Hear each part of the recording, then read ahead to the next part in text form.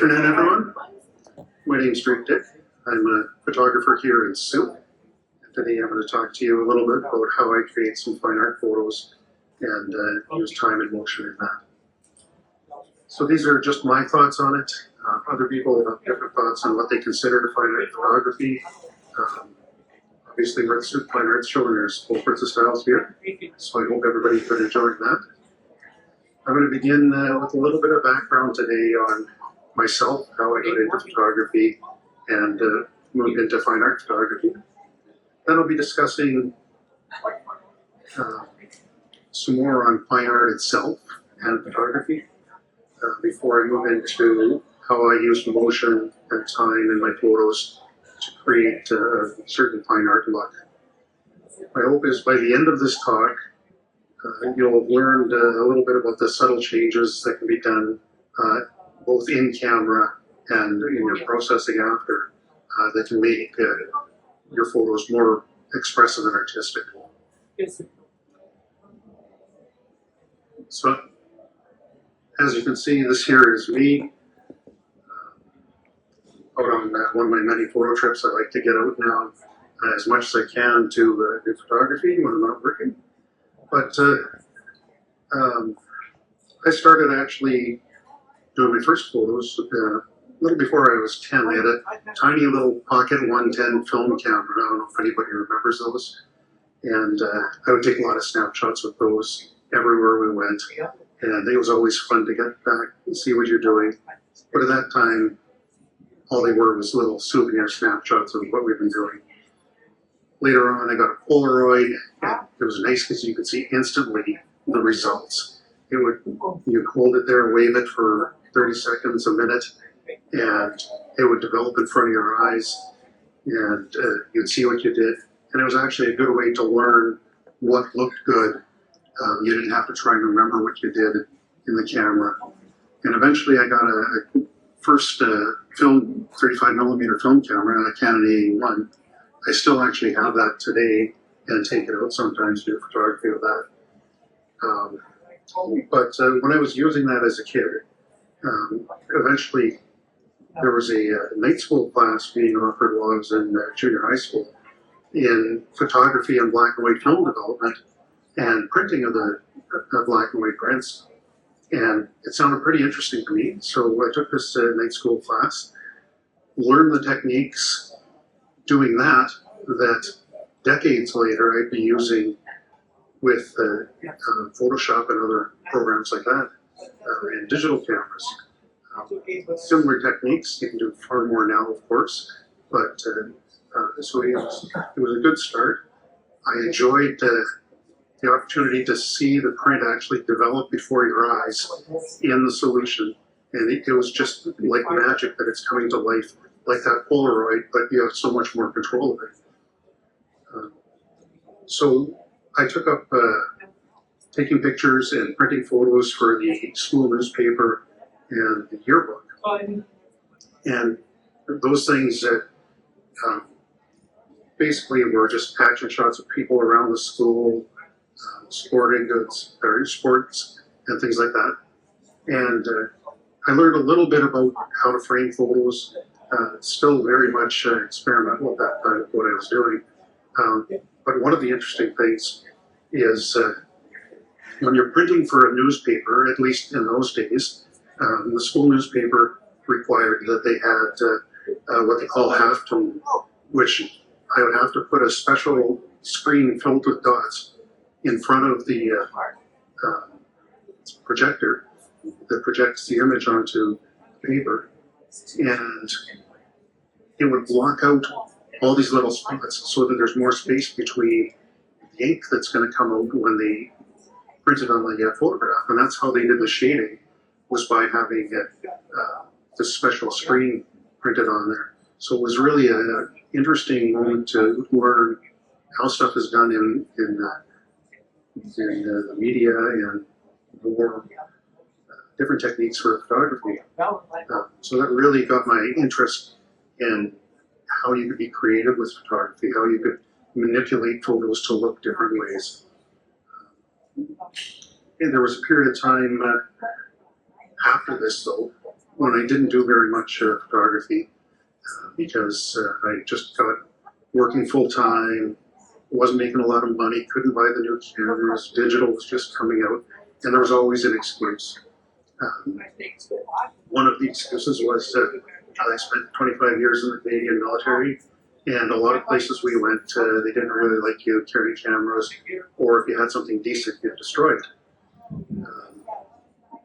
So just back up a sec. This is just an example of the half-dome printing, where you can see all the dots in here. If you look close from a distance, the farther back tables, it might be harder to see. But I just wanted to show you what half-dome printing looked like. So as I was saying, I was in the military. I was an investigator for many years with the military police, and they didn't like you taking your own cameras everywhere all the time, right? We did manage to get a couple shots of me. But one of the other things, opportunities this gave me was I had some training as a crime scene photographer, and doing that is very different, not creative at all, because you want to record something strictly for evidence purposes, and you want to be very precise about it. You don't want to have all the creative aspects in there. It's got to be factual. So it did teach me a little bit more about using cameras and different perspectives and what not to do in those situations. But unfortunately, it didn't get into the creative side. So that will come a little bit later for me. So as I was saying, when I did places like Afghanistan, I would, when there was a major incident, I would go photograph that and try and document it. So we get as much detail as we could of what happened there.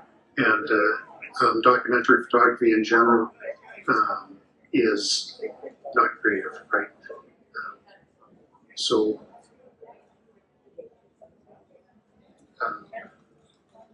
as I explored beyond this, I got my first DSLR, digital camera, and it's near the end of the time I was in the military when I had more free time to experiment and do other things, and it was at home more often.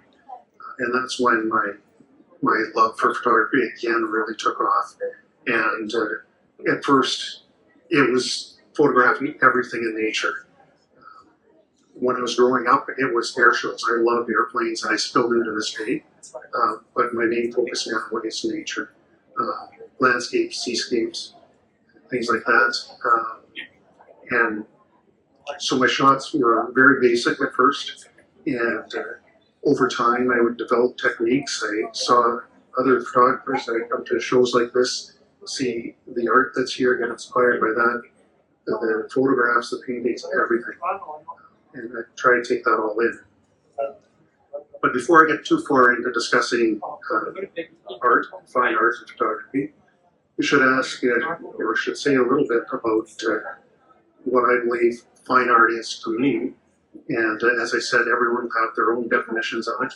And there may be things here that are a little bit different than what my definition might be. But by all means, everything here is fantastic. And all worthy of being here, I wouldn't, as I say, something is a little bit of what I do for art, and I wouldn't take that any negative way, I guess. So being at the Fine Arts Show was a great opportunity to display this. And I thought I would go with the definition for fine art from the Oxford Dictionary, just to give a sort of base as to where I'm going with the photography. So it says it's a creative art, especially visual arts, whose products are to be appreciated primarily or solely for their imaginative and aesthetic or intellectual content.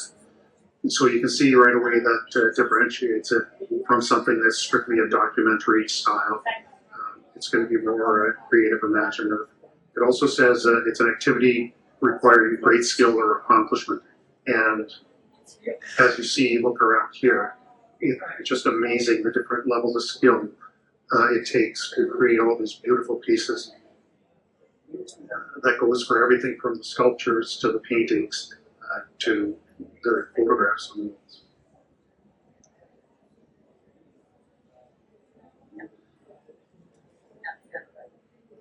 So, as for fine art photography, does anyone out here take photos? I assume everybody probably does, at least with your phone camera, right? Does everybody here consider himself an artist in some degree with the photography? Good to see that some of you do. So it's something to consider if that's what you want. It's something to consider. There's many people who question whether photography is an art. Hopefully, going through the talk today, we'll see some of the ways it can be looked at as art, and we'll see what people think after. So like all art, photography in general can be very subjective. Many people, even photographers, like I said, don't always consider themselves artists, but depending what you're doing, you very much can be. If you look at this photo here, it's pretty dark and hard to see on the screen, but this is Moonrise Fernandez by Ansel Adams, one of his very famous photos. And we'll talk about this one a little bit more in detail coming up. But it's got some very distinct aspects to it that he has manipulated to come to this final photo and to make it into fine art from what looks more like just an average, okay, snapshot almost. So generally my interpretation of what fine art is the same as the definition we gave from the dictionary there. And it's not necessarily, like I said, the same thing as everyone would use. But I do think it should emphasize the artist's vision, their expression and creativity. And I've said several times already, things like purely documentary style don't really capture that creativity in the same way. But there are photography genres which do capture it very well. Landscape, seascapes, portraits can as well. Street photography, abstract, all those can be very creative. Other ones like photojournalism, you don't really have that leeway there either. A lot of commercial photography, they want something very specific shot, and it doesn't leave much room for your artistic interpretation. So there's a blend of what might be artistic and what might not. But as far as fine art photography, there's lots of opportunities to create it in your work and take a otherwise ordinary shot up to a different level to where it becomes a more fine art product. So we'll take a look at some examples. As I said here with Ansel Adams, he had his concept in mind of this when he was taking the picture. He had actually been out on a trip and not been very satisfied with what he had seen. He was on his way home. He knew what he wanted, but he didn't see it out there. On his way home, he saw the moon at the right height. The sun was setting, so there were still some lights on the village there, on the crosses on the buildings. And he stopped his car. He had a big 8x10 film camera. He rushed to get that out, set it up, had this picture in his mind, knew exactly what he wanted, took the picture. With the 8x10 cameras, they've got a huge 8x10 size slide you got to take out. By the time he got the next one in, the lighting had changed on him, and he didn't even bother taking a second picture because he knew it wasn't what he envisioned, and there was no point to it. We'll talk about this one just a little bit more later on because I've got a comparison photo for it. But next we'll look at this one here. And unfortunately they don't reproduce quite as well on the screen. But this is a very well-known photo by Edward Weston, simply called Pepper Number 30. And again, this is one that has quite a story behind it. He started in 1927 taking couple pictures of vegetables and a pepper, and he liked that and decided in 1929 to come back that he wanted to focus on a pepper and get a great artistic shot of one. he took at least 26 photos of peppers that year. He wasn't happy with them. Gave it a rest, came back 2 years later, took at least 30 photos of peppers, and over a 4-day period, this is pepper number 30, and he finally was happy with this. It's really hard to see because it is so dark here. So dark on the bottom of the photograph, you can see a little bit of material on the edges. What that is, he couldn't get the light right and the reflections that he wanted on there. He tried all sorts of different backgrounds for it. Finally, he had a large tin funnel that he laid on its side, placed the pepper in there, and found it was reflecting beautifully for him.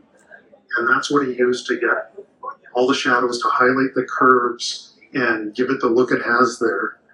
And in the end, over 3 years of putting work into this, he finally got this photo here, which, like I say, is very well known in the photography. One more we'll take a look at. This one here, a lot of people probably know this photo here. There was some controversy around it after it was taken. It was on the cover of National Geographic, and it was just simply called Afghan Girl by Steve McCurry. And it made the cover.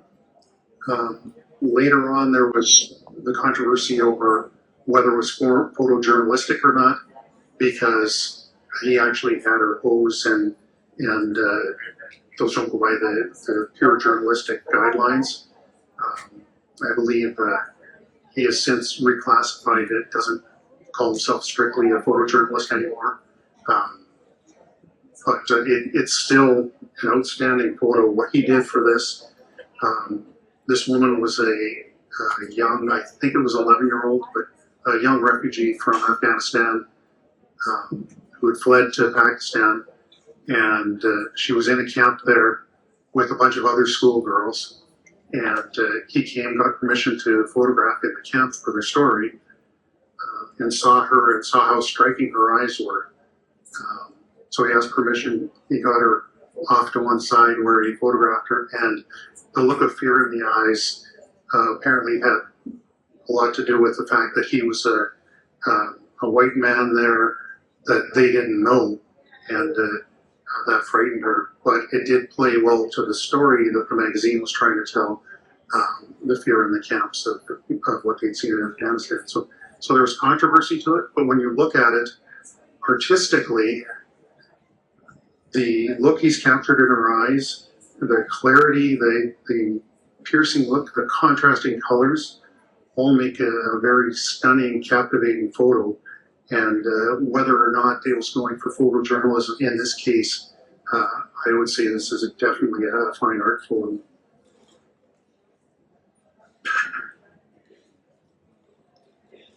So I'm going to move on. And here we are back to the Ansel Adams photo. You can see on the left-hand side, the first photo, that's more like what the original photo looked like. He took that, and you can see some clouds up very high. The sky is very light. The buildings don't stand out that much. And through various techniques in the darkroom, over several years, he came to this. He made several different versions of this, each of them progressing. And the darkest version here on the right is one of the ones you commonly see now as the main image for Moonrise Hernandez has done. So what does this tell us looking at these three photos from three well-known photographers? They're all different.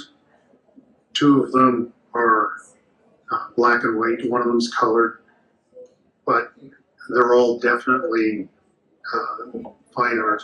They took a lot of effort planning for each of these. Even the one where Ansel Adams stopped by the side of the road, he had that vision in mind already, and he was looking for the right place and right time for it, and he knew when he saw it what he was getting. And these other ones, Steve McCurry was careful to position her in the light in the correct place to get that the light right on her face for the shot. And he went after the story in Afghanistan, or sorry, in Pakistan, just to get a shot like that. That would be symbolic and representative and tell a story in itself. And Edward Weston, with his pepper, it doesn't necessarily have the same kind of story, but it accentuates those curves and lines on it, and in a very abstract way is art in itself in just an ordinary pepper. So all of these things, there's so many different ways that you can make something ordinary into something extraordinary and a fine art photo.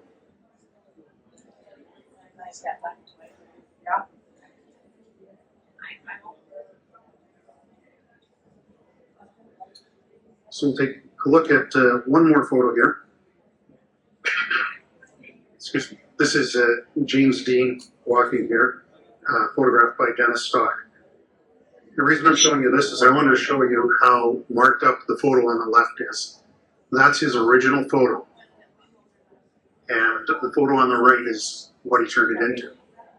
So what happens when you take a photo into the darkroom and you develop it the first time, you get your basic light, you see what it's like, and then you see the different areas that are too dark, that need to be brought out more, too light, and you make adjustments. And sometimes just simple adjustment. You don't need all these markups, but the really good photographers, Ansel Adams, Dennis Stock here, many others, would mark them up like this to tell them, remind them when they're in the dark room, this is the area I want to brighten this much or darken. And you can see how there's a series of lines on the top left-hand corner there. That's going to be done so that there's different darknesses, so that it has a smooth shading effect and not a harsh line where it's bright in one spot, dark in the next. And the photo's been overall lightened as well. So all this work that they did then can be done now, and much easier in programs like Lightroom and Photoshop and On One. There's so much that you can do now digitally, but it's all based on the same techniques and principles that have been used for decades. So one other key ingredient that you have as a photographer when you're creating fine art, whether it's out in the field capturing it in the darkroom, is going to be patience. Because in most cases, like say, some of these have waited several years to get what they wanted. Here, this has probably gone through a number of iterations of printing it, reprinting it, and doing it again and again before they get the final outcome they're looking for. So patience is key. Beyond that, when you're out in the field, you want to have your vision in mind for something like these fine art photos. There's always going to be some planning involved, whether it's a specific location you want to go to, certain things you want to bring, and you want to pre-visualize in your own mind what the final outcome is, what you're looking for. If you just take pictures and hope for the best because you're in the right spot, but you may or may not get what you want. But if you've pre-visualized it, you've looked and said, okay, when these things are here, lined up like this, and I use this equipment, I can get the look I want and then finish it off in the darkroom, then you're more likely to have a much better product to work with and to bring out all those good qualities. All three of the examples that we went through earlier, the fourth one as well here, these are all on film, but like I said, they can be done with virtually any camera, whether it's your camera phone, a film camera, or the latest top-end camera. It's relatively simple nowadays to do this. With film, you don't even have to put it through a darkroom anymore. Once it's processed, you can have it scanned and do it all on your computer.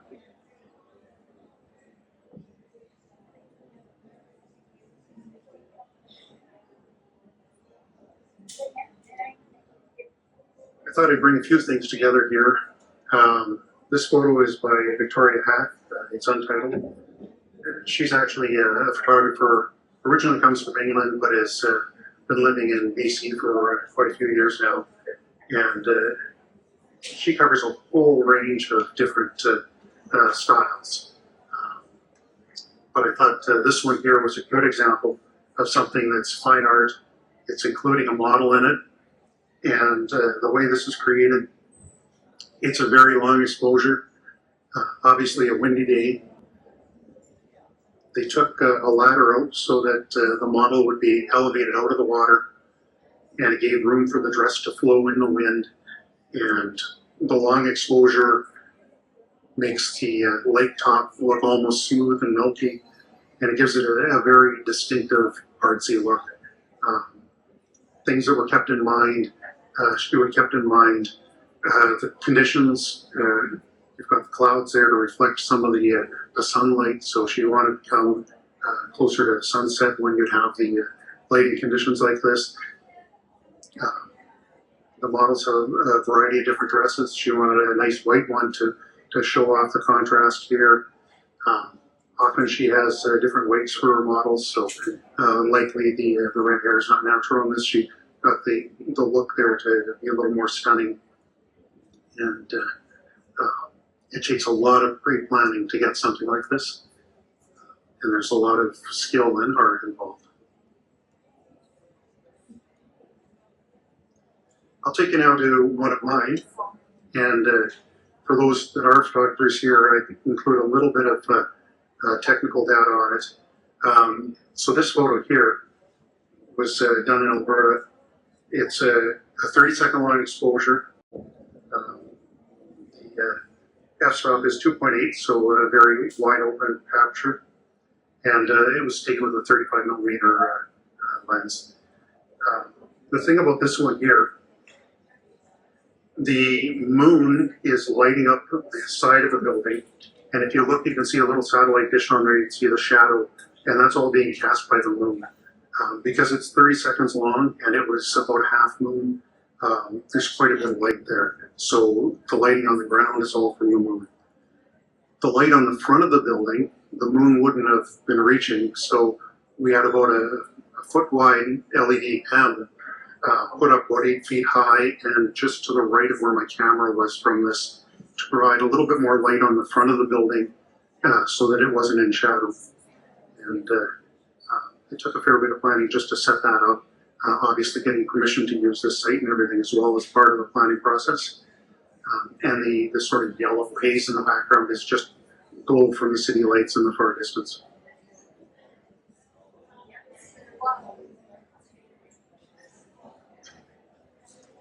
Another night shot that I had here was of the Milky Way, and it was a 25-second long shot at f2.5 with a 15mm lens. The thing about photographing stars, the bigger the magnification on your lens, the less time you can photograph before the stars start to streak or have trails. So 25 seconds was really pushing the limit on a 15mm lens before you notice that.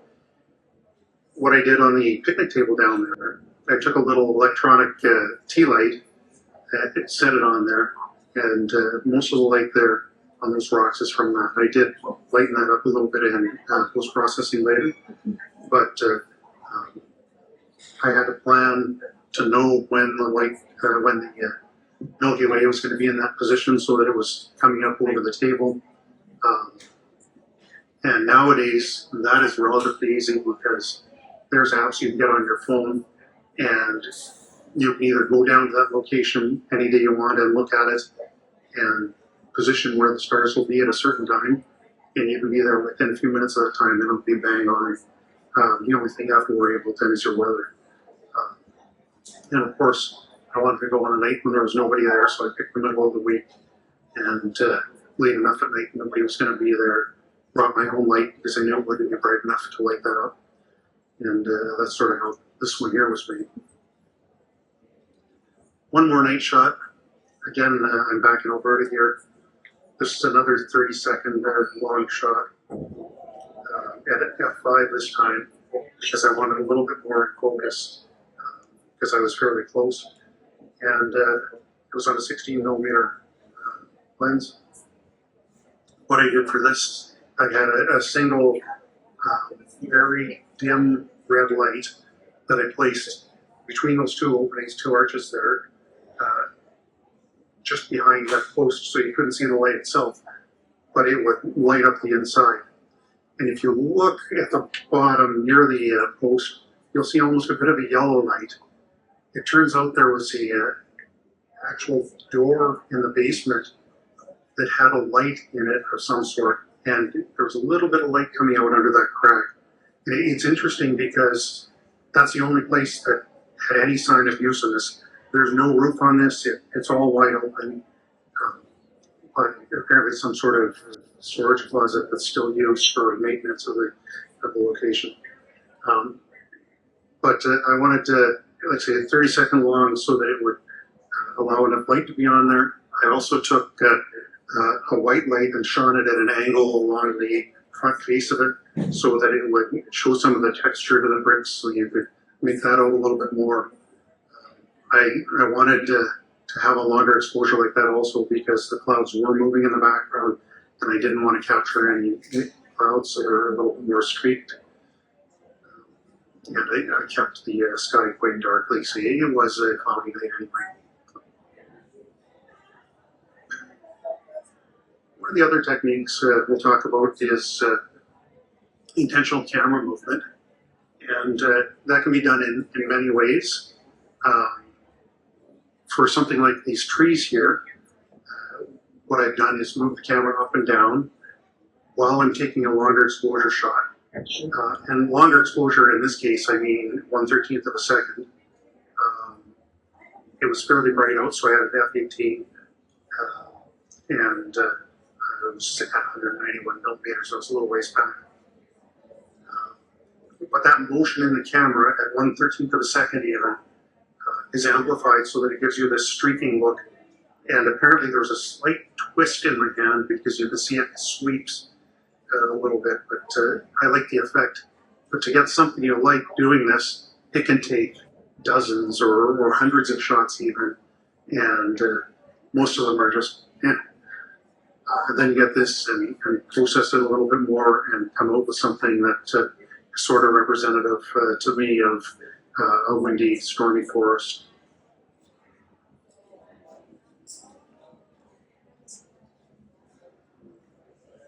Another one here showing some motion. Again, what I've done here is panned with the cyclist. So following the cyclist with my camera lens as best I can, and at 1/30 of a second, there's enough motion in that the background becomes blurred.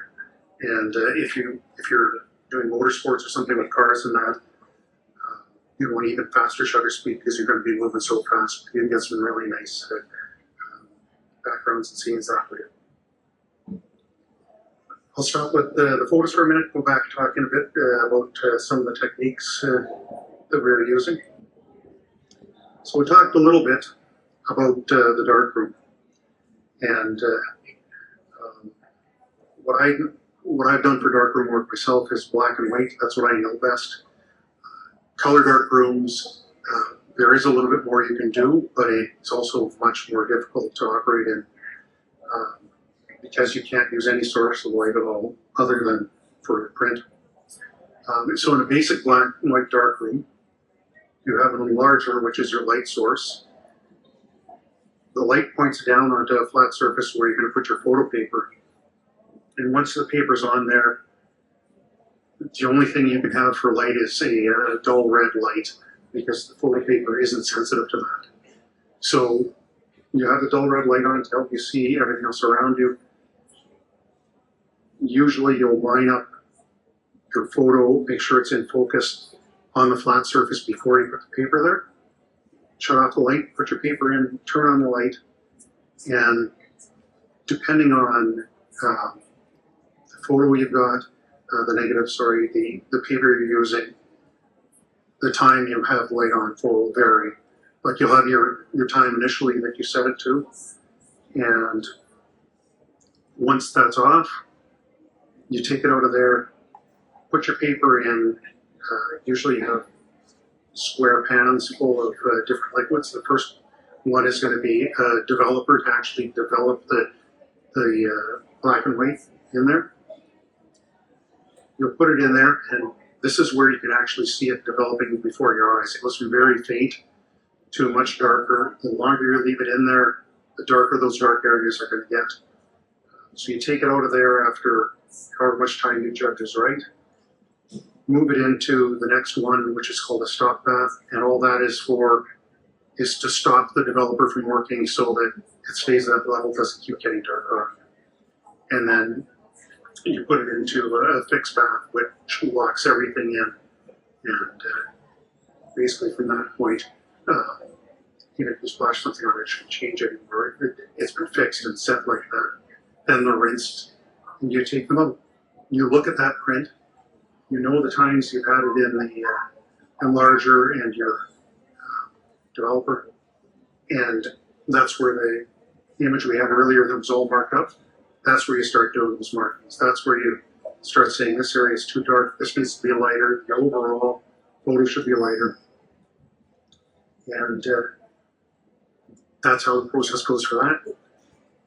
You put it through, and the way that you actually get the dark spots and light spots on your print is called dodging and burning. So if you want to have less light shining on an area, which means it's going to be lighter, you want to block out that light. So what we used to do in the darkroom is get something roughly the shape of the area you want, usually round, oval, and you put it on a thin wire so that you can stick it between the light and the paper and block that out. But you don't want nice sharp edges forming a circle around there, so you have to move it around, and so the light hits a little bit all around it. And you keep doing that for the set amount of time, whatever you think is right, to either darken or lighten that area. If you want to just darken that area and nothing else, you would do the opposite. You would cut a hole in a sheet that you would hold over there and do the same sort of thing where you move it and the light is only hitting what's in that hole. But the key to this is all moving it around so you don't get those hard, sharp edges. So that's how we did it back when it was in the darkroom. Today, again, you can do that and so much more in modern Photoshop and programs like that.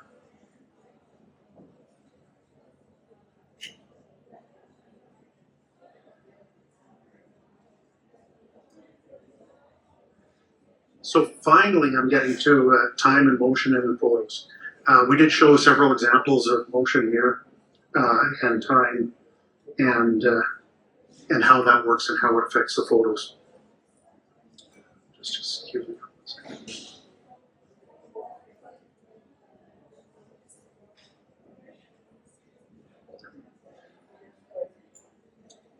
So we use time in various different ways. For the first one, it's the patience we talked about. Yeah, there's a lot of time involved in that. But anywhere from, like I said, one of my photos was 1/13 of a second. This one's only 1/30 of a second. But it's longer than you would need for a snapshot where you capture everything sharp. If I just took this at the auto setting on a camera or a smartphone, the cyclist would be sharp, the background would be sharp, and it would just be sort of capturing the scene. It wouldn't have a bit of an artistic edge to it. So that time, even only 1/30 of a second, that time is important in the final outcome and the look it's going to give you. And same thing with motion here. Obviously, motion is what effect you see by waiting longer the time. You can also, on longer exposures, like I was saying earlier with the stars, you'll get those partial trails. Well, if you leave it on a really long exposure, you can, and you look north at the North Star, you can actually create star trails that form in a circle. Usually that's done by a whole bunch of long exposure ones put together, but that's time again playing into the look of it and creating that image for you. And the really interesting thing to me about using time and motion in photos is you see things in the photo that you don't see with your eye. If I look at a waterfall, I see a little bit of a blur, but I don't see either the flash photo where it freezes the water droplets there, or the one where I give it 10 seconds and that water, instead of being a bit of a blur, just becomes a nice silky smooth flow. So it gives you another way to see the world that your eyes don't see naturally.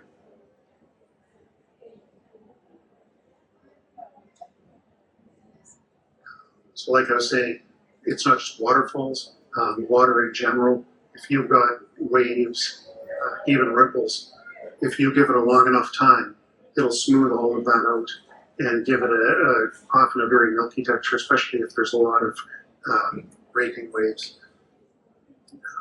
which often looks better than all the small little waves that tend to distract the eye when you put all these different waves and patterns and you want somebody to focus on something else in the scene.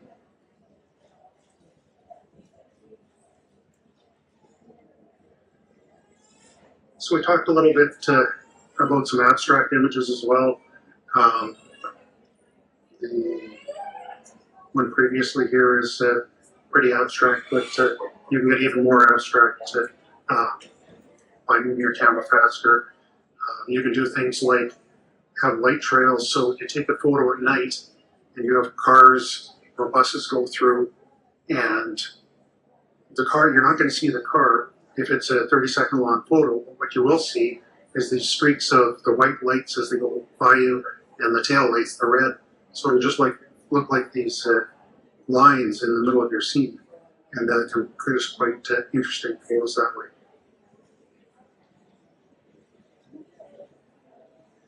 So when we get into digital processing as opposed to doing it in the darkroom, like I said, there's many different programs you can use now. And the two that I generally use are Lightroom and Photoshop. So processing of these is easy and complicated at the same time. Compared to a darkroom, they're a lot easier. You can do so much more than that. However, because there's so much more you could do, there is so much more to learn on these. So anybody can get started on them and do some of the stuff. But if you talk about Photoshop, I've been doing this for over a decade with these programs, and there's still tons in Photoshop I don't know, because you don't need to know most of it to do the types of things we do in photography. And there's often in Photoshop multiple ways of doing the same thing. So once I learn something that I like, that's a technique I tend to use. But Photoshop and Lightroom both now give you what they call masks. So you can very easily mask out something like this cyclist here, and then take the background, and you know what, that's not blurred enough for me. I can add what they call a filter onto it that will make it more blurred, like he's streaking by faster, and it won't affect the cyclist there himself. With the advent of AI now, I can get rid of the cyclist altogether and you wouldn't even know he was there. I think there's a lot of things. I tend not to use it for that. I like to use it for things like, there's a piece of art there, I want to get rid of that, and I want it to look natural, so we can do that quite easily. Or I want to print the print a little larger, a little longer than I have. You can add a little bit to the edges and do this kind of thing. So there's so much you can do with it now. Be creative. You can create entire fantasy scenes if you want. But I try to keep it close to what I saw, but my vision of what I saw. And sometimes that requires removing extraneous things that wouldn't necessarily always be there. You can easily, in Lightroom, Photoshop, do things like adjust the colors. If I want to bring up just the greens, you can do that. or if I think they're too vibrant, I can lower just them as opposed to lowering the colors and everything. It's not clear enough, you can adjust the clarity. They've got a dehaze thing, so if it's a little bit hazy, a little bit foggy looking, you can get rid of that. Or if you want it to be more hazy, you can do that. And there's a lot of tools and options there that you can use. And it's so much more advanced than back in the days of film alone. One more quick one here on some motion. This is a 10-second exposure at the fair using a 22 50mm lens. And I like the way it was giving the complete circle there, and almost like when it started to overlap itself, you got the bright light, it was almost like two balls chasing itself around there. But I kept everything else nice and dark, so the big focus was on the actual circle itself.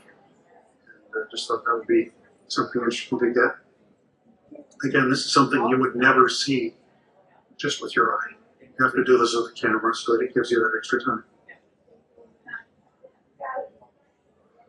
Last photo I'm going to look at here is this one. I took this in Washington State. This is a 2-minute 15-second exposure, f11 70mm. So this is the bridge that crosses between Washington State and Oregon.